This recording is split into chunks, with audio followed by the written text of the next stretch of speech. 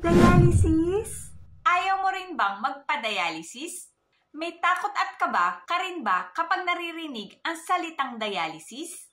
Pero bago yan, ako nga po pala si Nurse Sandy, ang inyong nurse sa kidneys. 13 taon na akong dialysis nurse. At sa aking mga naririnig na kwento, kapag bago talagang pasyente, may takot at kaba sila kaya ayaw nilang magpa-dialysis.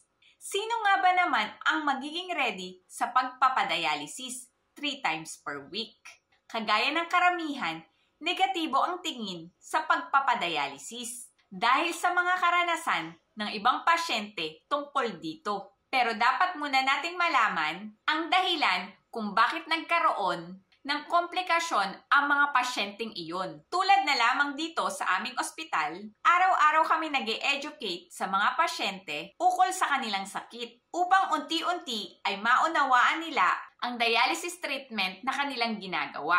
Kapag sapat na ang kanilang kaalaman, mababawasan na ang takot at unti-unti ay mas maiintindihan na nila ang kanilang kalagayan. Kaya naman napakahalaga na ikaw ay magtanong sa inyong nephrologist at dialysis nurse kung meron kayong agam-agam sa kahit na anong bagay tungkol sa inyong sakit. So ano nga ba ang benepisyo ng pagdadialysis? Ang ating bato ay taga-filter ng toxic products sa ating katawan. Kapag sira na ang ating bato, ang basura sa ating katawan ay naiipon at nagiging sanhi ng mga komplikasyon. Kaya naman kapag ikaw ay nagpa-dialysis, ang mga excess fluid at waste product ay nasasala. Kaya ikaw ay maaaring lumakas na muli. Kapag tayo ay nagpa-dialysis, nababawasan ang pagsusuka at pagsakit ng ulo. Nawawala din ang manas at hingal dahil natatanggal na ang dumi sa inyong katawan.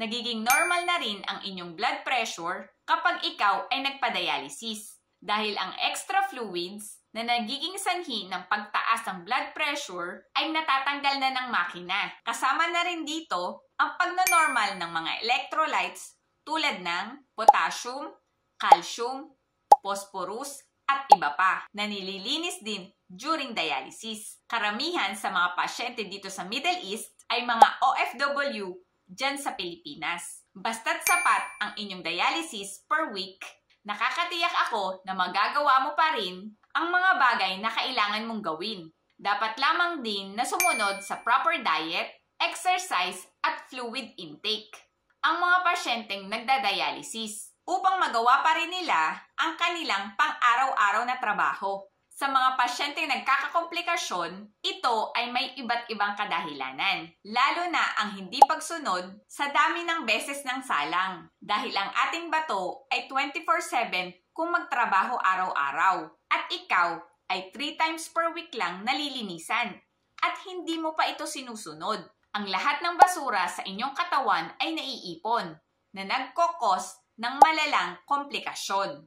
Kung ikaw ay nagdadialysis, ready ka na din na magpa-kidney transplant kung ikaw ay may kidney donor dahil malinis na ang inyong dugo at mas magiging safe na ang inyong operasyon. Maaari ka ring sumali sa mga grupo sa social media na nag-share ng kani-kanilang kwento tungkol sa dialysis tulad ng Dialysis PH, Usapang Healthy and Wealthy PH at iba pa.